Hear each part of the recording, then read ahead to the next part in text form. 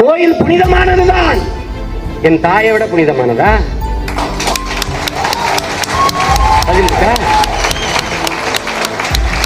அன்னையை போல் ஒரு தெய்வம் இல்லை, அவர் அடிதொட மறுப்பவர் மனிதர் இல்லை, மண்ணில் மனிதர் இல்லை என்று பாடியது பொய்யா? தாயில் சிறந்த கோயிலும் இல்லை என்று பாடியது பொய்யா? சொர்க்கத்தை எங்கே தேடுகிறாய்? உன் தாயின் காலடியில் இருக்கிறான் நபிகள் நாயகம் ஸல்லல்லாஹு அலைஹி வஸல்லம் சொல்றாங்க. அது பொய்யா? உலகத்தின் எல்லா செல்வங்களையும் ஒன்றாக திரட்டி தராசின் ஒரு தட்டிலும் தாயின் பேரன்பை ஒரு தட்டிலும் வைத்தால் தாயின் அன்பு இருக்கிற தட்டுத்தான் உயர்ந்து இருக்கின்றான். அதுதான்டா உயர்வானதுங்கிறான். ஆணின் அனைத்து வெற்றிகளுக்கும் காரணம், ஆண்களின் எல்லா பெருமைக்கும் காரணம் பெண்கள் தான்கிறார் வியாசர். நான் இதுவரை பெற்ற வெற்றிக்கும் இனிமேல் பெறப்போகிற வெற்றிக்கும் என்னை பெற்று வளர்த்த என் தாய், நான் தெய்வமாக மதிக்கும் என் தாயே காரணம் என்கிறான்.